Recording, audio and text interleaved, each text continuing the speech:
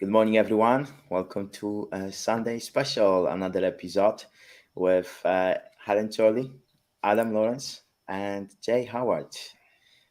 We joining you today, and as usual, every week we really start with Adam's Sunday supplement and the most current news and the most current subjects um, that get Twitter going, that get other social media going, and but also there's a deep dive into what is actually happening there. So, Adam, do you want to give us some cliff notes from today's supplement?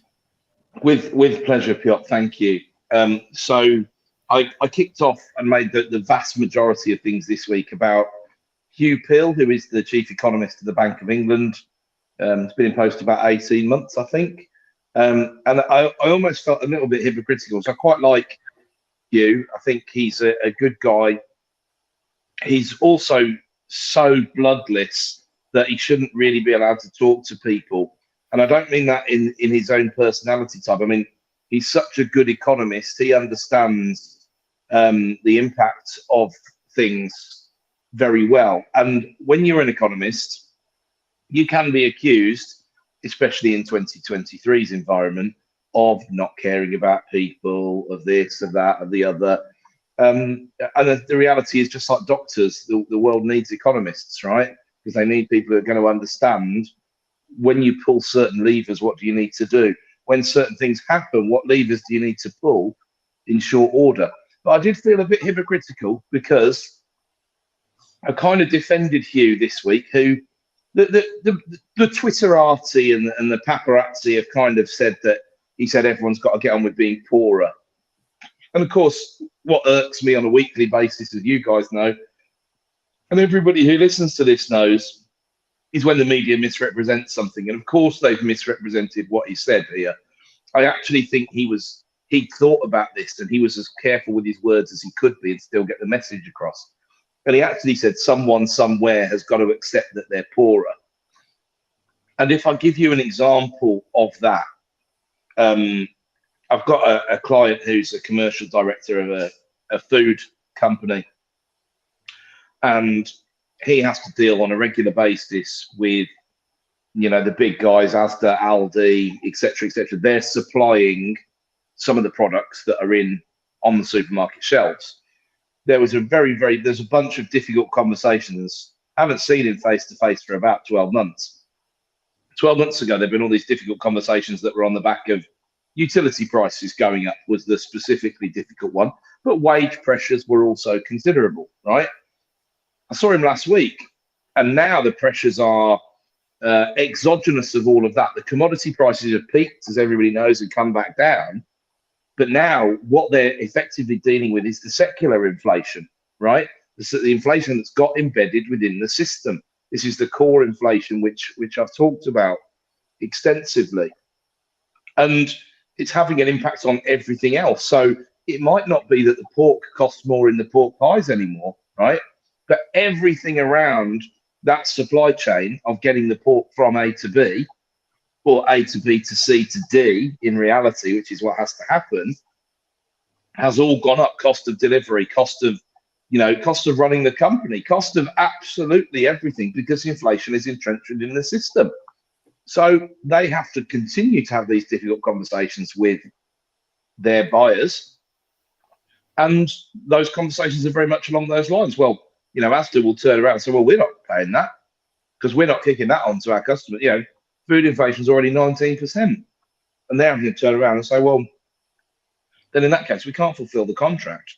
Or what we will do is all the things that are ex-contractual, so they have a number of other agreements, such as if there's a shortage, they'll do this. If there's a bank holiday, they'll do this. If there's and they said, well, we'll just have to take all of those things out and stop doing them, because that's the only other way we can try and recover some of these costs. And we'll effectively work to rule, which is an unwillingness of two private companies to shoulder the burden of what's happening. And in reality, it's a little bit like a chain break situation. I see it where maybe the best way is everybody in the chain takes a bit of a hit if something happens, rather than one person takes a giant hit, because that's much more likely to break the chain. And when you think about it, especially when the houses get very expensive, it may well be worth everybody taking a £5 haircut, because the cost of them not moving based on having arranged this, organised time off work, this, that, the other, it might be worth £5 to those people. And therefore you've got to be kind of a bit sanguine about it. But until we've got to a point where, everybody will shoulder their bit of the burden. And this is I very, very, very, very rarely agree with the government, right? I'm quite a big fan of Rishi. I think it's more relative than it is absolute. I think his political views definitely aren't the same as mine. He dances with devils that I couldn't even entertain. There's no two ways about it. But I do think he's a good economist, and I actually do think overall he's a pretty good guy, and has done more for progressive conservatism than people who are on the left of him on the political spectrum. But the thing is, these sort of semi-sophisticated conversations don't really happen, because the last couple of people were so bloody rubbish. Quite literally, a cardboard cutout would have been better. So you don't get a chance to have a proper appraisal of Sunak's political skills or otherwise. But so I've talked a bit about how I think the press and everybody has been a bit unfair on Hugh, and his point is inherently right, but also how the trouble is all these things get taken out of context, and that we have to remember the broader context. So I've done a kind of dozen or so bullet points of, exactly where we are, why we are where we are. Try to answer the questions that I see popping up when I see people at Partners in Property meetings and things like that. There's this misnamed, and we're going to talk a bit more about this over the coming months, but I've said a couple of times, Milton would have told us that Milton Friedman, the famous great, one of the founding fathers of the monetarist school of economics, would have told us very, very easily in 2020 that there's mega inflation around the corner because of the stimulus, right? Now, there's a couple of nutbars who used to advise Thatcher and a few other hardcore Hayekians who are right on that side of the spectrum, who are now saying there's a massive crash of deflation coming because the money supply is contracting, right? So the point in the first place was money supply expands and then inflation goes up. And this is the really simple level point. Money supply contracts and inflation comes down and turns to deflation. But, as there always is a but, right? We had a significant expansion in the money supply in the 2010s, right? It was called quantitative easing. And in 2020, it was still called quantitative easing. But the reality is they were two very different things. Because in the 2010s, money was given to shore up the banking system so that the banks could lend to people. There were incentive schemes like funding for lending in the UK. There was the Troubled Asset Relief Program in the US. The money didn't go straight away into, for example, deposits for auction properties, right? When 2020's QE came, even though actually in the whole scheme of all the QE since 2009, it wasn't that big. It only represents about 25% of the QE that had been deployed since the crisis. Instead, it went to you, me, and the gatepost, right? And there were people who got furlough money who were still working, cash in hand as contractors. There were people who had dormant companies that got £50,000 bounce back loans. There were certain property gurus who were coming out saying, take the bounce back loan, wind up the company, and there'll be no consequences of it. Now, we've discussed what pricks they are before, quite frankly. But this is what the word was. And of course, people didn't need telling to do that stuff. If you are wired that way, you will take the 50 grand and blow it, right? And it's that pointing of the cannon in that direction and firing it, that's what blew up the inflation situation, right? Not the volume. We don't sit and go, oh yes, the money supply is doing this and therefore this is going to happen. It changed the incidence of that massively. Now, it did spike the money supply quite considerably, but it's that money that got into the system and then we didn't have in the other factor here is in 2020, we didn't have velocity of money. So really simply, everybody's worried, get the money under the mattress or wherever you need to. We're worried that the banking system's going to collapse. We're worried that the virus is going to come up through the plug hole and eat our face off, or we're worried about, we've watched Contagion one too many times, or whatever, you know, we're worried about all of these things. And then like dominoes, they start to fall as people get more sensible, usually at different paces over time, right? And then we save a bit less and we come back more towards a normalized saving rate. Now, because of this inflation, that has eaten into purchasing power of people, because that's what it does. But that's been able to be cushioned by these savings. Now, I'm a massive fan of Ray Dalio, and I think he, leading Bridgewater, has done more for making economic history cool, sexy, and understandable, and actionable and relevant than anyone. Everybody who's ever tried anything with economic history combined, right? Incredible delivery methods. But even Ray, even Uncle Ray in this department, can be a little bit blinkered on short-term debt cycles and long-term debt cycles and not look at the picture behind it. So traders are obsessed with trends, right? They have to be obsessed with trends. And there's that old, I'm sure Helen will back me up, you know, the trend is your friend, but not at the end, right? It's a famous saying in trading, yeah? And trends are super important, right? But context is still important. And context gets forgotten, complete. I'm making up new participles. Context gets forgotten too often in these situations. So as an example, the number of job vacancies in the UK is coming down. Now, normally that would be a bit of a cause for alarm, right? However, it's still 1.12 million, and the highest it ever was, ever of all time before the pandemic was 858,000. So it's still nearly 30% above the highest of all time. And that context is being forgotten, right? We needed that trend to come down because it was so ridiculous. Why is it also coming down? Because actually people are coming back into the job market from the what they call the economically inactive, which is ultimately people in full-time education, people on long-term sick, and it's the long-term sick that's people taking a career break. But the long-term sick is what's coming down. We've been slower in the UK, and you can tell me why that might be. Maybe we're more keen to play the benefit system when people aren't marking the homework properly. That's the conservative point of view. You know, maybe it's we had it worse in the UK, although you think that's unlikely given the pictures we saw coming out of northern Italy or Spain, you know, in February, March 2020. But there are a number of other potential reasons why it might be. Of course, it's not that our benefit system is so. There is this theoretical idea that our benefit system is so much more generous than many of the other Western European nations. It just isn't necessarily true.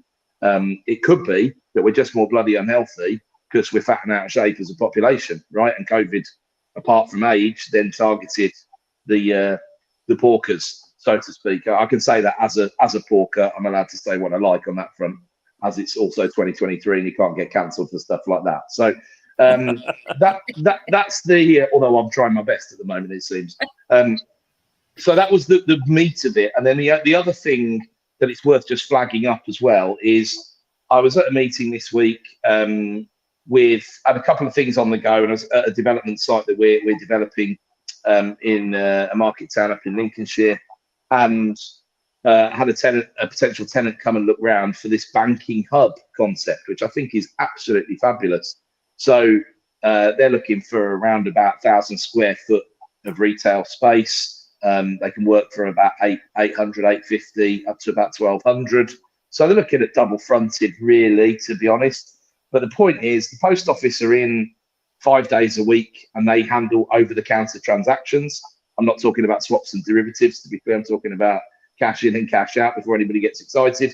And then there's a meeting room, and there are banking services that are still best delivered face-to-face for many of the population, much as everyone would like them to be delivered by AI or faceless, whatever, or companies pretending to be AI who've got human beings behind the keyboard themselves.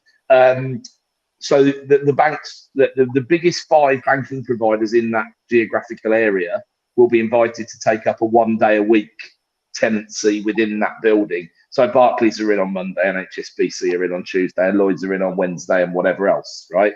So it keeps high street banking accessible to people who need it. And I made the point, 5% of people still only transacting cash, which is crackers when you think about it.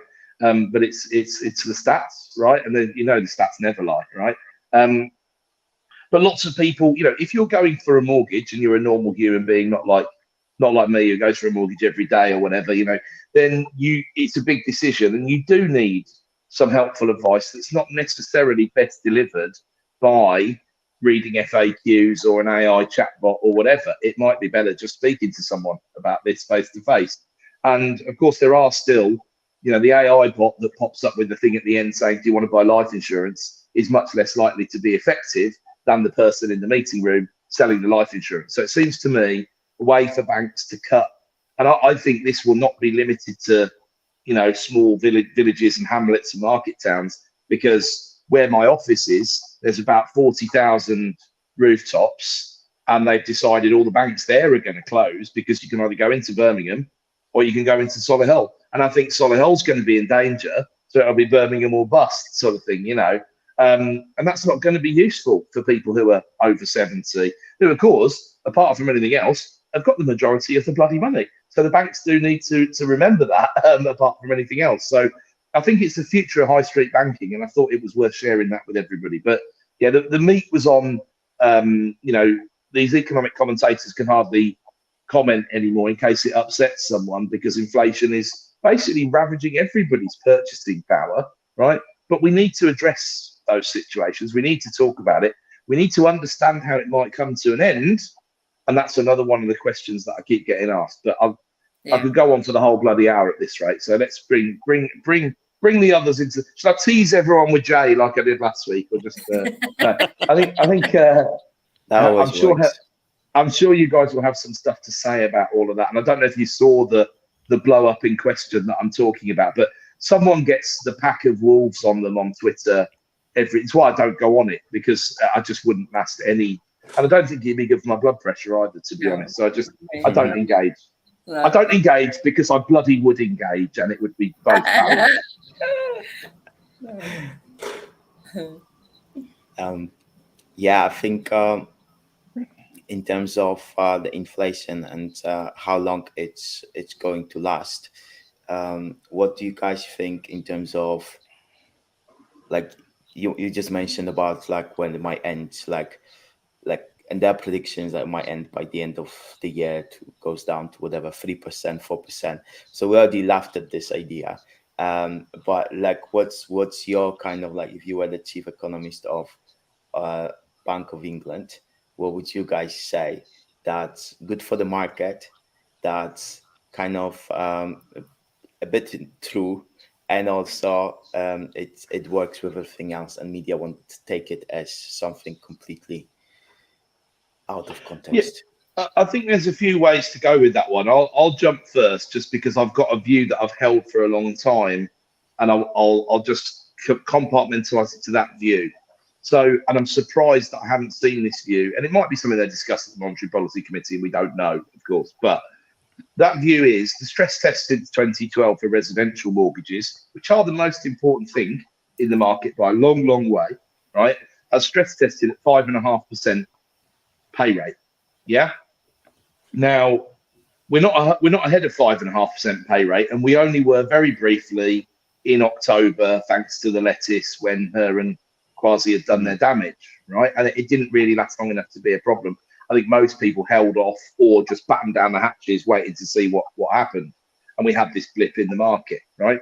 So until we're above 5.5% pay rate, it doesn't actually put any further pressure on new entrance to the market, which any market needs to carry on moving along, right? So that would be the number that I would be watching very, very closely if I was on the Monetary Policy Committee.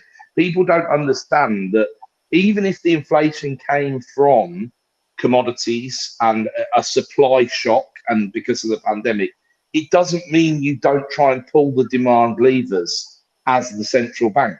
It's the only bloody lever you can pull.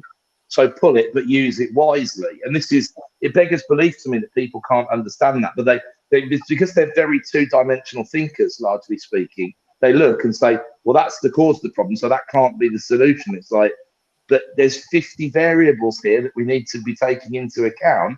But actually, let's do what we can do. But So my view is we're okay until that pay rate starts to creep up. So we've got, another 0.5 to 0.75% up on base probably coming, and I think we'll be largely okay with that as a rule. I don't think there'll be any new surprises in the UK because of the way things flashed up back in October. We had the stress test, right? Real life stress test that nobody wanted. We had that stress test, and so we've seen the dark side of the moon. But it remains to be seen whether that will get over the hill. But that's my take on it. I think for me that like one of the most important, very subtle but most important ones in the supplement today was the bit about inflation benefits the government. It was just a tiny little, but it's like we talk about incentives a lot, don't we? And getting those right or working out what people's motivation and incentives are. And quite frankly, this level of inflation is working for the government while we've got the debt as it is at the moment. So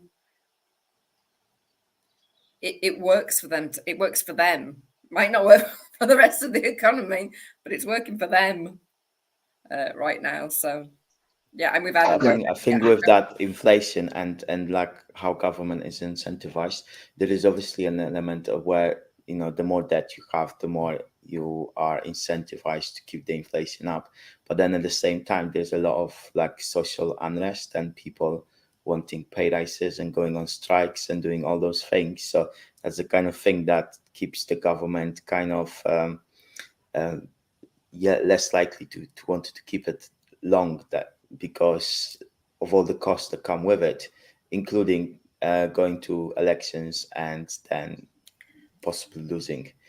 I mean, that's the ultimate kind of incentive and driver, isn't it? And that's when we might see some real strides. Yeah, in the build up to that, with that eye on that. Yeah. It's interesting with what everyone has said is just to put my 2 pennies in without coming across anything like a commodities trader or an economist, which I'm certainly not. But there's 2 really strong modalities that I think impress upon people more than anything else, and that's pain and fear. At the moment, a lot of people are experiencing pain in the marketplace. It's there. I mean, it's to varying degrees depending on where you are in this socioeconomic hierarchy or status or position or echelon. Pick your favorite. And then if you're experiencing that pain, then you have the fear of how much worse is it going to get. And then what that has, in my view, the effect of doing is skewing emotionally rather than factually your opinions, your thoughts, your processes, your desires, how you're looking at things, how you're perceiving things, how you're interpreting things, who you're going to vote for, who you're not going to vote for, how you're going to twist and turn the words that someone has said against you, how it's going to fracture people, relationships, everything. And you're seeing a lot of pressure because if you think about it, over the last 20 years, a lot of shit has happened. And I don't think we're near to the end of that in real terms or in fear pain terms. I think the population has had a lot to deal with. You take it back as far as the 2008, 2007, 2008 crash, all the way up to this year. It's been a proper roller coaster. I think people are just tired and they're afraid of how much worse it's going to get. And that's just talking about impact of the politics, economy, things like that. That's not even talking about the social side of things, how we're being fractured, men versus women, women versus men, black versus white, white versus black, rich haves and have-nots, and all these different types of things. The space between us is becoming far greater, and the main tool for that is, the main result of that is fear and pain, and the best way to propagate that is misinformation, lack of effective, clear, concise communication, It's a very difficult environment to stay clear on, you know, what's actually going on. And you're seeing a lot at the moment. I've been following a lot of, probably not great for my mental health, as I mentioned last week, but I've been following a lot of people that I disagree with. And there are so many ideologies out there now, and they are super duper dangerous. They're whitewashed ideologies where they're thinking, oh, it doesn't matter how this ideology has been put into practice before. If we do it properly, purist to this ideology, it will be a Havana. It will be, Do you know, and it just doesn't work like that. I've gone on a it's it's fascinating point, Jay, because I think that and I'm trying not to fall into this trap myself, because you see, you know, this issue we've sort of glazed over a bit today in terms of cancel culture or you know, 3% of the users on Twitter dominating what Twitter thinks, whereas really there'll be lots of people reading what they're saying thinking that's just a load of nonsense. And you know, we've had a bit of banter this week about sperm producers and XX chromosomes and XY chromosomes, and where we're getting to with Keir Starmer still at one woman in 1,000 has a penis or whatever. He needs to revise his statistics. You know, it's not, but he needs to. The funny thing is, what he does need to do is grow a pair and just call it for what it is, because you can live in these little bubbles thinking that everybody really thinks this is one of the major issues of modern times. And I'm afraid to say it just bloody isn't at the end of the day, right? But I'm trying not to fall into the trap myself of being anti-woke as it's now currently defined, because what I see in reality when I look with a calm lens is I see some really good, really nice, really well-minded people. And the whole phrase, you know, the metropolitan liberal elite, it exists because, you know, people are living in a city or in a nice suburb, well paid, not really many problems in their life in comparison to the problems that the rest of the world's population has, right? They live in a bubble. You forget that it might well be, even if you go, you're on a small boat crossing the channel, having paid a trafficker your life savings to do it, and then you're dumped in an RAF base somewhere in the middle of nowhere with what we would consider inhumane conditions. It might be unspeakably better than wherever the bloody hell you were unlucky enough to grow up, right? But then at least you were lucky enough to be born, because there are lots of sperm produced that doesn't lead to babies, right? So everything is relative. And I don't like the idea of drawing the battle lines. I like the idea of, I will speak. And I think you raise a point about, you know, mental health and following people you don't agree with. I think it definitely gets to my physical health sometimes, because I sit and I can feel my blood boiling sometimes. Yeah. But I actually think from a mental health perspective, it's the equivalent of going past your max in the gym, you know, because for me, I feel it just makes me stronger, and it makes me more keen to speak up and say my bit. And what I love putting things out there in order to get challenged and effectively told that I'm wrong, because that's what will put me on the back foot and make me think, well, actually, am I wrong? Where do I need to think around this issue? What have I not seen?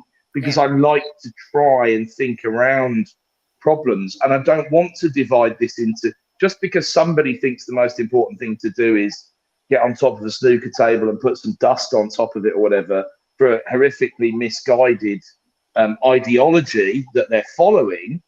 It doesn't make that person a bad person or someone that I want to be against in any way. I just want to drip some facts into the debate.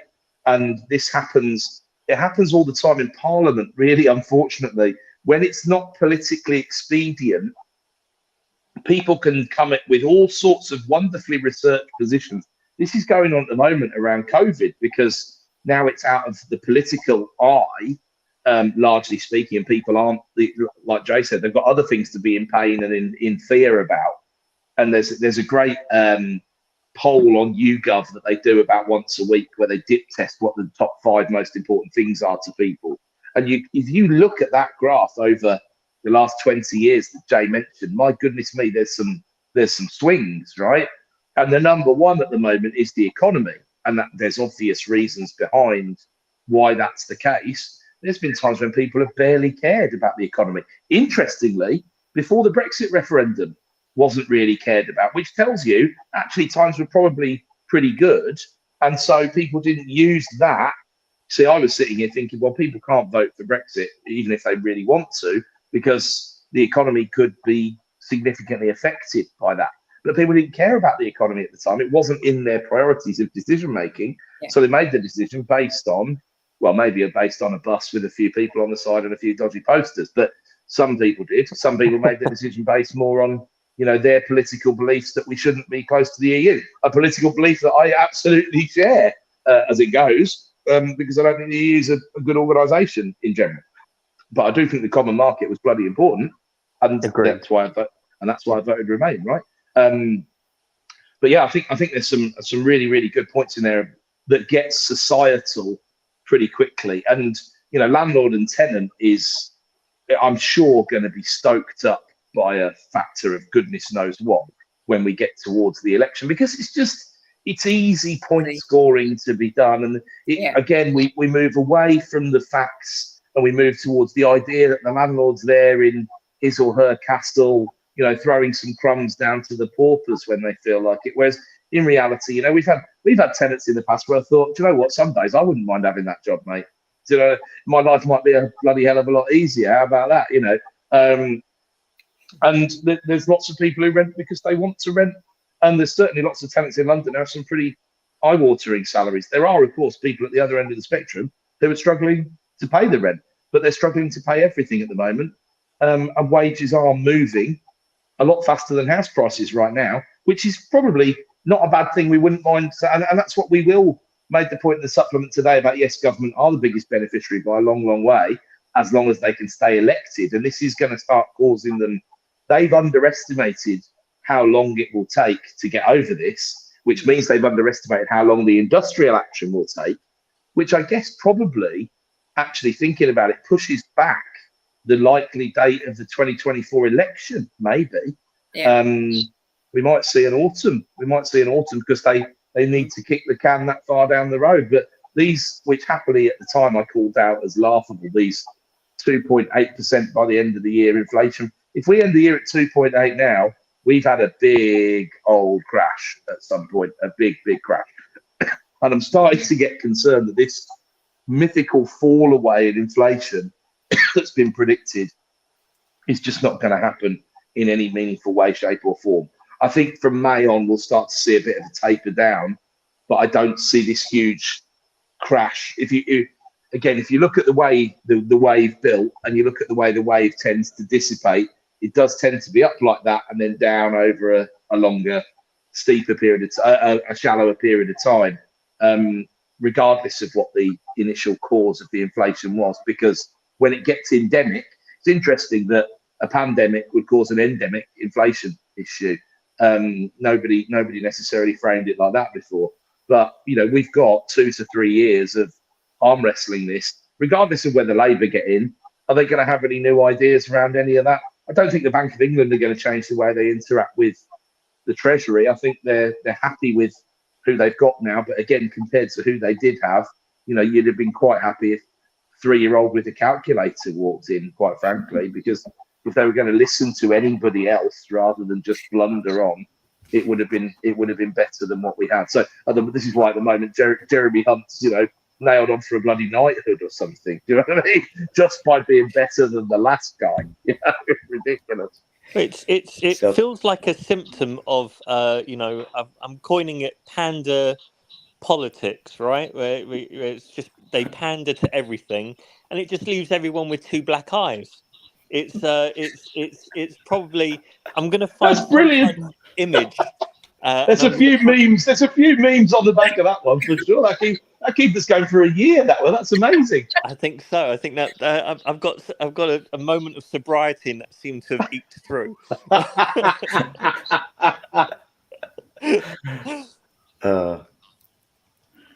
Love that. Amazing.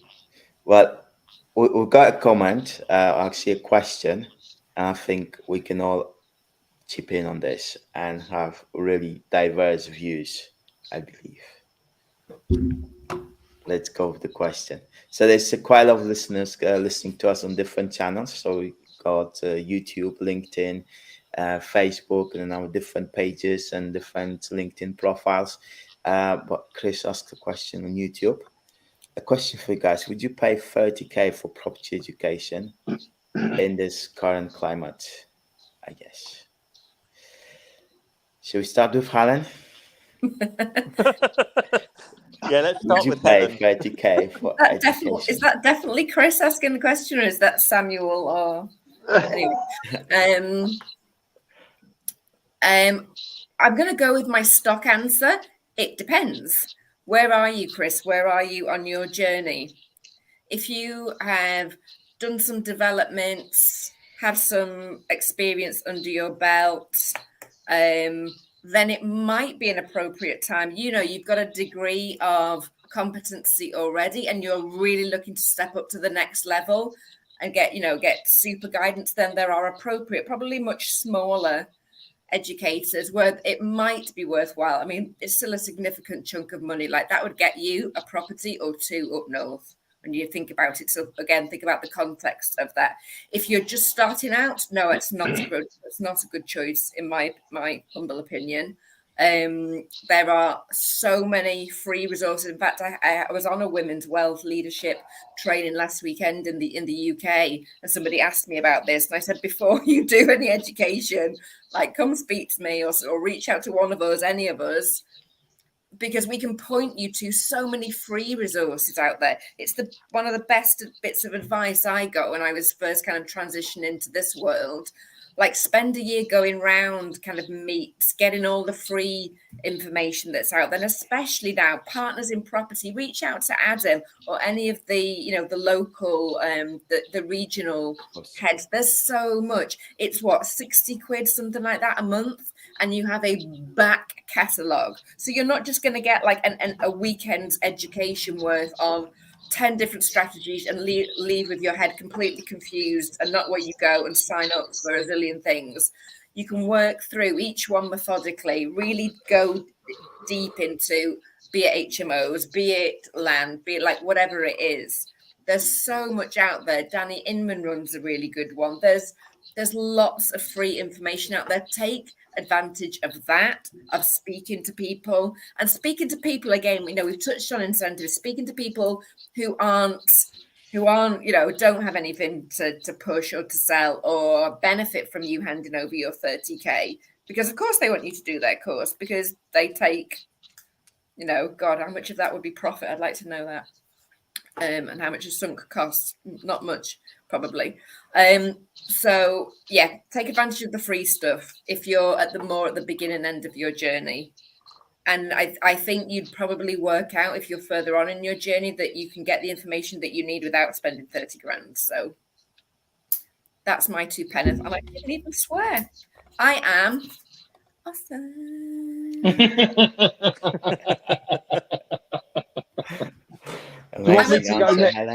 I'm at the lovely Amy Rowlinson's house today. This is where she does her Focus on Why podcast. And she's given me all these, sorry, we are going to tangent, but she's given me all these like little cards that you can use. I thought Piotr would be good with this one.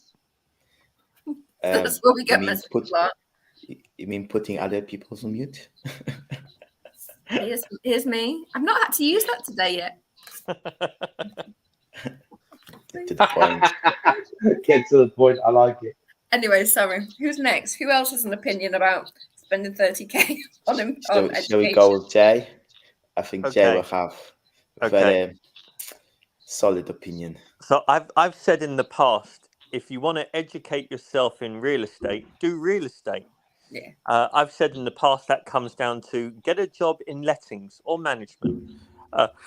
Or get a job at an estate agent. See the other side of the coin. See what buyers are looking for, how they approach deals, how you liaise with the vendor, because that's all insider stuff. That's things that no property trainer on the face of the earth is really going to go into, because most of them haven't worked in that capacity for the large point.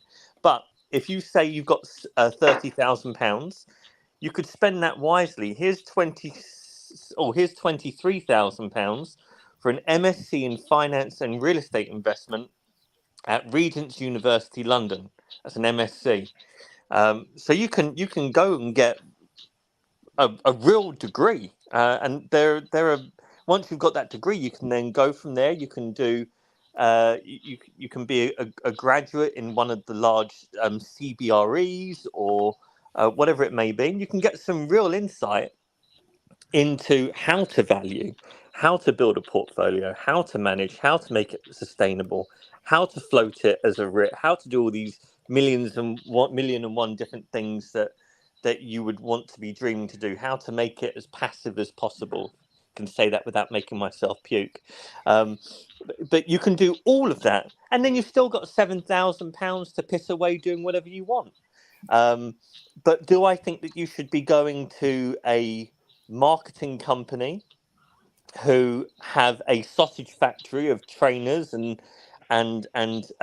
educators and students, where you are less than a number, unless it starts and ends with a 7, then no, I don't think that's ideally a good use of your £30,000 of hard-earned, saved up, gritted through money in an economy like this. Good to have you back, Jay.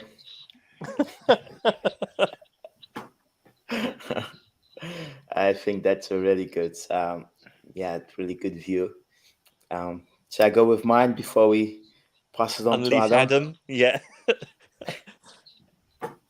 Okay, brilliant. Well, I think, like Helen's answer, like it depends, is probably a valid one.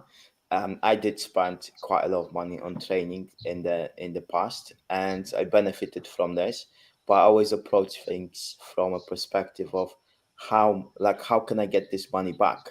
Like, what is it gonna take for me to get this money back? And what's the worst case scenario with that thing? So when I went on like those big trainings, I wanted to have a network. I wanted to have people around me, and I wanted the real application of things. So I didn't like the trainings were the kind of secondary thing. It was mostly the network for me and the actual real people who do real things. And then I benefited the most from just being around people who I can ask questions and they can speed up my my development. But nowadays, you've got ChatGPT, which is $20 a month. You can ask it questions. You can go to Partners in Property. You can do join other networking groups where there are like real people doing real things, and that's good for starters. And then if you have a real kind of exact thing that you want to learn, paying 30K is probably okay. It's somewhere if you know exactly how you're justifying it, how you're going to make this back, how it's going to multiply, because this kind of investment, it needs to multiply. You cannot just get the 30K back and be happy with it. It's like you need to get like 100, 200K. It needs to be a long-term thing. So it's I think it's worthwhile, but it depends on circumstances, and you really need to speak with a few people who are committed to your like growth to then ask them, is this something I should be doing? Yeah. Nicely said. All right. Adam. I think there's some really good stuff said there, and I think I'm going to try and answer a question I get asked quite often in these situations, right? So what did you do? That's the important thing, and Piotr touched on some of that there. I get asked this in different ways. Sometimes I get people tell me they're already on XYZ course, so I know they've already paid the 25 or 30K or whatever it is, and they say, which one did you do? And I say to them, none of them, I'm afraid. And they have a little sad face normally. But what I then say to them is, well, don't worry, because if you've already done it, then remember really that education is about 3 things, in my opinion. Number 1 is the actual content, the actionable content you need to put into play, as Piotr said, not only to get the money back, but to get a reasonable return on your money within a time frame. Yeah. Number 2, it's about soft skills, right? It's about non-academic education. If you're going to be successful, really successful in this game, you're going to need to learn people skills. That might be a relationship with auctioneers, for example. That might be a relationship with agents. That might be how you talk to vendors to get them to come around to your point of view and make them see what is normally reality rather than their sometimes unreasonable expectations, right? So influence, persuasion, all of those things, they tend to try and put it into neuro-linguistic programming, but I think it's a lot more than NLP, to be honest with you. NLP is a kind of fairly lazy, condensed version of the literature, although it still has some merit. And then ultimately, the third one is about your network. And some of this cheesy stuff that they say, you know, your network is your net worth and all the rest of it. You know, Piotr's referred to people there that hopefully, Chris, you've already got in your circle. If you don't have, then work out how to find them. For me personally, what did I do? I knew I was impatient, impetuous. I still to this day sleep on it when I make a decision about a deal. I don't do it there and then unless I absolutely have to, and I'm told, right, next on the phone is who XYZ, and you're going to lose it if you don't take it now, sort of thing. But generally, any big decisions that we make, or any reasonably sized decisions we make, I sleep on it. I deliberately force myself to do that. Have you just revealed how to make you do a deal? I'm not scared of saying no. I'm calling Ross Harper. That's basically how it works. Yeah. Ross doesn't want this one, but it's still quite good. It's not up to his high standards, but do you want it? Yeah.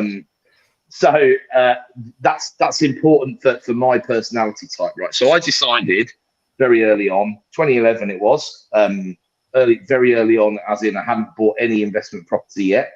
I decided that I would go to networking events for 6 months and keep my hands in my pocket apart from the entry fee to get in the room with the right people.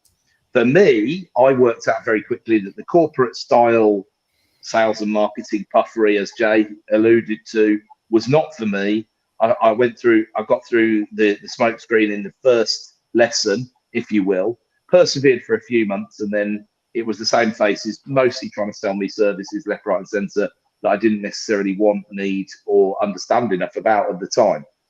I also went to a number of independent groups, and I found I was much happier in those environments. Now, that's not going to be everyone, but I think the people on this call probably also sign up to that way of thinking.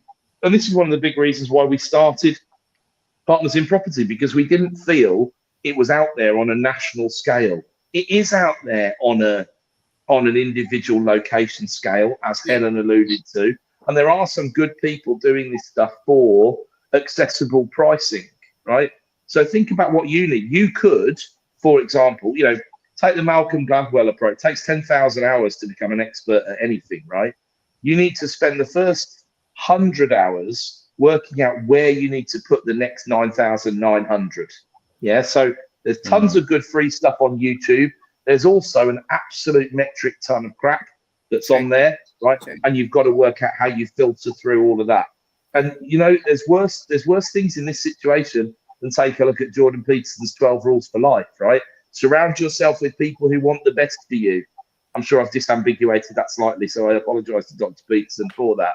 But bloody hell, what a good way to think about the world, especially when you want to develop yourself. I went to a talk on Wednesday night, right? I went down there for free, despite my eye-watering hourly rate that I can command if I want to do this stuff for money. I went down there for free. I liked the guys. I enjoyed going to the to do the networking, to get involved in the chat. Had a few good chats, met a few new people. That's what it's all about, realistically, right? And you go and do that stuff. There's good.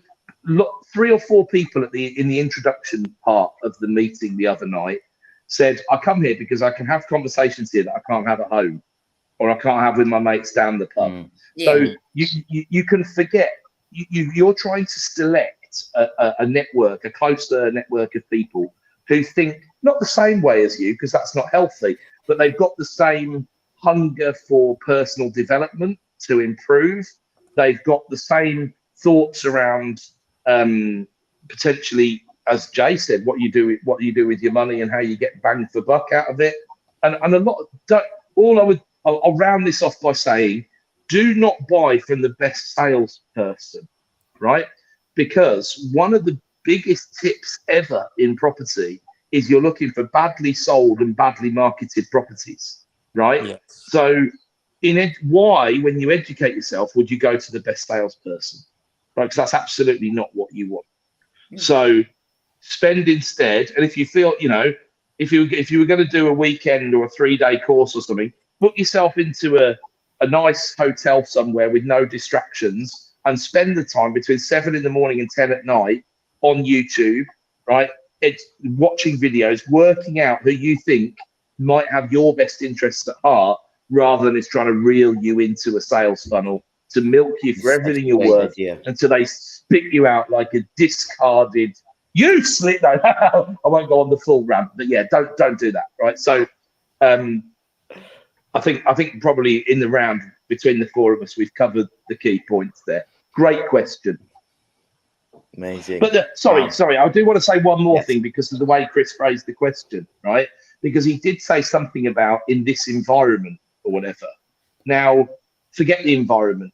I spend a lot of time talking about it, I know, in terms of the economic environment, right? But there's definitely always stuff to be done that works. So do not let that breed inaction. Don't wait till next year to do the course. Don't do the course and follow it the way we've said it, but do it now. Absolutely do it now. There's also, just one more thing that's come into my mind. There's different ways of spending 30K as well, right? If that's your budget and something that's definitely relevant in terms of investing in general, let alone just spending money on education, what does that £30,000 represent to you? Do you have it in your bank account now, available to spend? Will spending it put you in any financial difficulty? In which case, don't do it. Are you being advised to get it out on a credit card to spend on a? Don't do it. If you've got $1 million sat in the bank and you're prepared to spend 30 grand, knock yourself out. I don't see any reason against that. But also that 30 grand doesn't have to be spent in one go on one course on 1 week. For me, it would be better almost perhaps a mentorship thing. Or again, join Partners in Property, 60 quid a week. You've got kind of ongoing support of people that you build that network with, you build that trust. Then if you want to go into development, somebody's known you for a year because they see you rock up at, say, Catherine Stock in London every month. So think about the best way to get kind of bang for your buck from that money in terms of, exactly like Adam said, not just content, but longevity of spending it. If you spend, I don't know, £1 grand a month on mentorship or whatever, that's only 12 grand and you've got a year's worth of support. So think of, there's so many different options, but if you're early on in your journey, start with the free stuff, selected free stuff. I like that point, Yeah. extrapolated a little bit more in terms of like Helen says, what is the impact of that £30,000 on you? Is that £30,000 of £35,000? Yeah. If so, you have to have the mindset of this £30,000 has to come back timed 100 in order for me to go, right, this is, it can't just be spend £30,000 to get £30,000 back. It can't be spend £30,000 to get £300,000 back. I mean, that may be suitable for you, but you could be thinking, right, that £30,000, the impact of that has to be substantive. And there are people that actively put themselves under pressure. Maybe they have the capacity, whether it's cognitive, precognitive, whatever it may be, that when they put themselves under that pressure, they are going to perform. There is no I took part in this game award that you're going to get, and you're going to be on some slightly vaulted podium or what it is. This is the £30,000. This has to be successful. I'm going to make it work. Or it could be a complacency £30,000, or I tried. Well, if you've got £35,000, you're going to spend 30 on it. On that endeavour, you're going to get no return. Then this isn't for you, no matter what way you try and paint the board.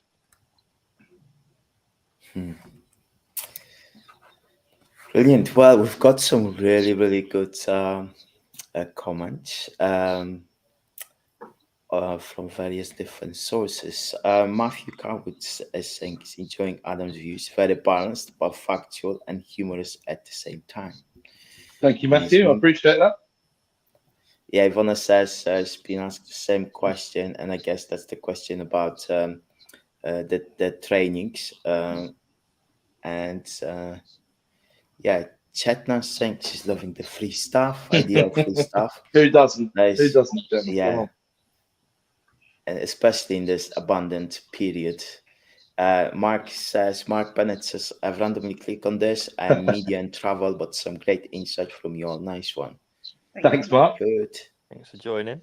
And chat again, how would you spend if you had 40K and want to invest in property to multiply this amount? Another deeper question, another layer of similar question. It depends.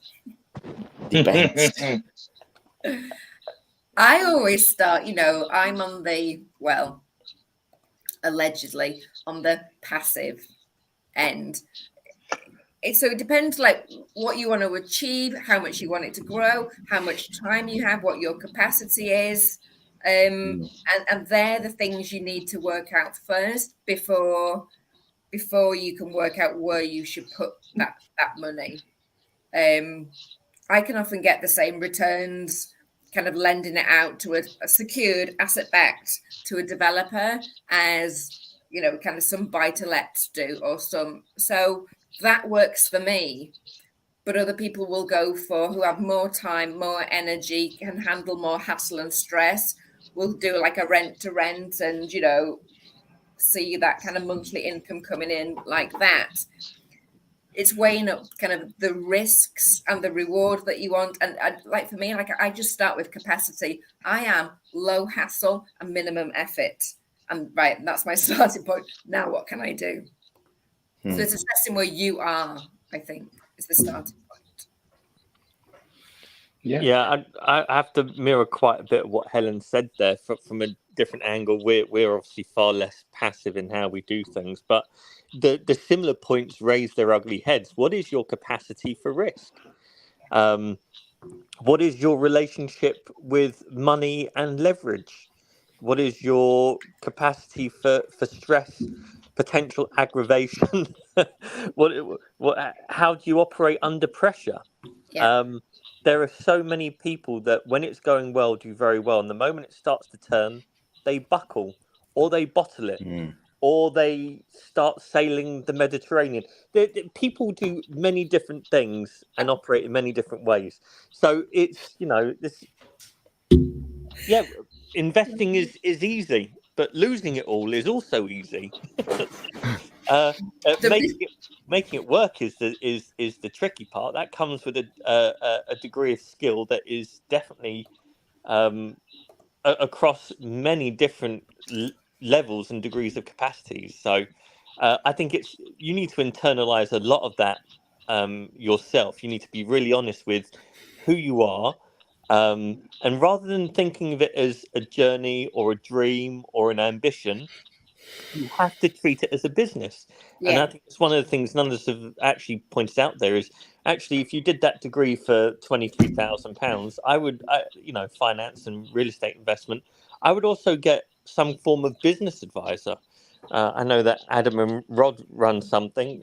God knows the cost. I imagine it's phenomenal, so probably a fair bit. But if you're looking for business advice, and you've got Helen, who's a non-exec director, and there's people you can reach out and talk to. Yeah.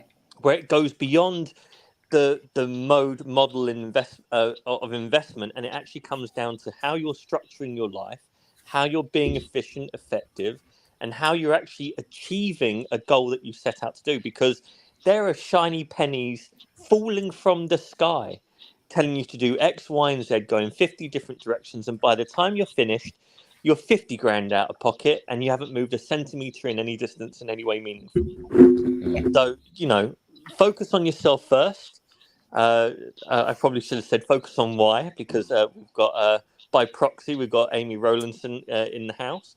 But realistically, it's not just investment. It's not like buying £50,000 worth of Disney and leaving it till you retire. I don't know if that's a good or a bad thing. There's an activity to it, and you need to be very much aware of that. So risk, capacity, mindset. I mean, again, try not to throw up in my mouth when I say it, but it's important. It is. Because when it does go tits up, and it will, because no one talks about it enough, we're more than welcome to sit down and have a word with you about when it goes wrong. But it's how you deal with it. It's how you make a success, or you break even, or you keep moving forward. And you make sure you don't hurt anyone along the way. But that's super long-winded. But yeah, you wanted layered, and there's an onion full of layers for you. Risk appetite is key there. If you drop me a DM, I know a lovely lady that wrote a great article. I think it was probably at least a year, if not 18 months ago, but it's still completely relevant. It's about risk appetite, working out your risk appetite on Property Investor News. If you've got a subscription, go on and just search my name. And if you've not, drop me a note and I will send you a link to it. It's a great place to start. And there's also a recording on the website of a kind of an interview I did about it as well, which I think went over most people's heads, but I thought it was brilliant. Amazing. Guys, guess what? We broke an hour, I think. And there is like more questions that we can handle. Like there is a lot of questions. Well, Dominic, we'll come back to you. Yeah, Dominica, Kwesi, and Todd, we'll come back to your questions next week.